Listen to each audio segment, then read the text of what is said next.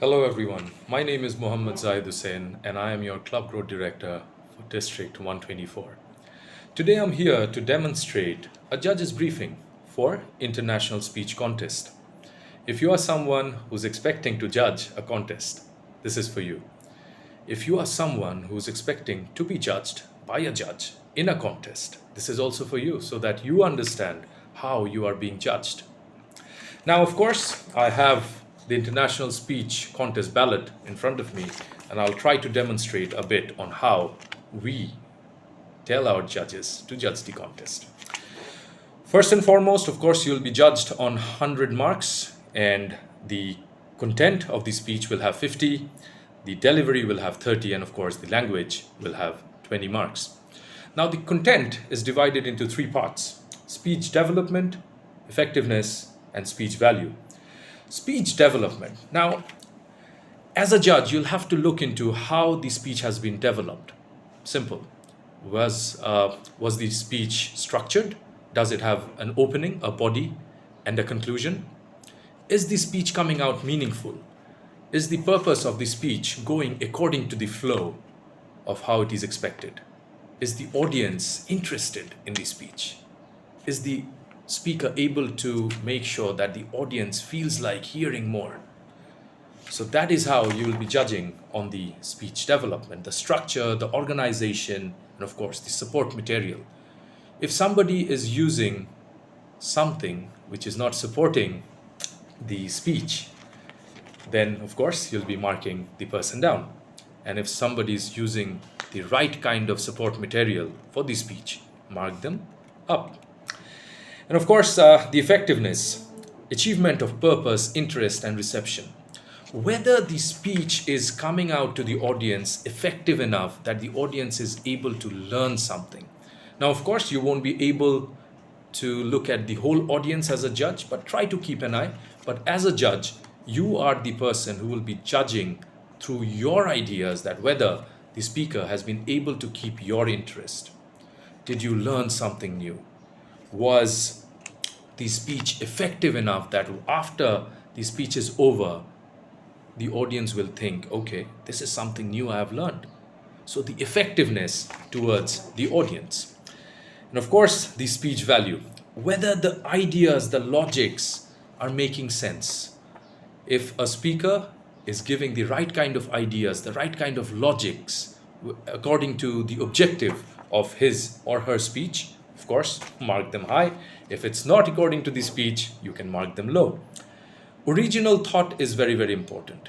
So the speech must have at least more than 75% of it, which is original. It should not be copied. So as a judge, you are expected to keep an eye on that. And of course, let's now come to the development, the physical part, the appearance, the body language, speaking area, whether the speaker is able to use the body language to his or her speech. For example, if somebody is talking about something sad and smiling while giving a speech, it won't make sense. So that is very important. The appearance, the body language, the speaking area. Many a times we have seen speakers actually getting out of the speaking area, especially speakers who are renowned in giving speeches in front of many people, not in a contest. But in a contest, it's very, very important that we are in the speaking area. Very important, of course, the voice, flexibility and volume, the modulation, which we talk about very regularly, whether whatever the speaker is talking about, is it supporting the voice? If you're happy, the voice should sound happy and it should show in your face. If you're sad, it should maybe get a bit lower. So if a speaker is saying that I was sad and saying I was sad, maybe we have to mark them low. So you have to keep an eye, rather keep your ears on the speaker's voice and modulation. The manner, the directiveness, the assurance, the enthusiasm. Normally, when a speaker speaks and he or she is already assured that whatever he or she is speaking is good, is right, then the body language shows it. So somewhere that manner shows it, the directiveness shows it. So keep an eye on that whether what the speaker is saying if he or she demonstrates himself or herself with belief. That is very important. Sometimes we might say a lot of things, but our facial expression is not showing that we believe in it. So it's a mixture. You have to understand as a judge whether that's happening or not. And now, of course, let's come to the language. So language has, of course, 20 marks. And many a times we get distracted with the voice modulations, even the pronunciations. So this is something which we should not get distracted with. It's very important that we understand that the appropriateness of the speech is coming accordingly for as far as the language is concerned. It's very important that the right kinds of words are used.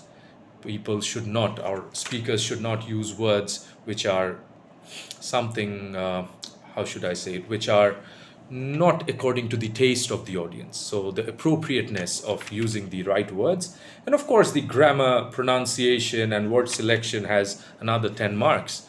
Word selection, my dear friends, is very important. Sometimes speakers may come up with really, really heavy words, but it's very important to keep the speeches simple so that the audience is able to digest what they are hearing.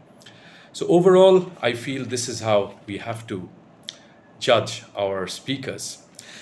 And of course, as a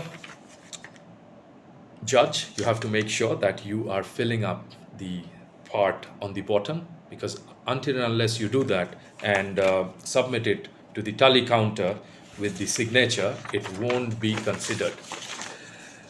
Judges have a great responsibility towards the speaker as well as the audience. As a judge, you have to make sure that you are not biased and the halo effect is not there. If somebody is not your friend, don't just mark them down. Or if somebody is your friend, don't just mark them up.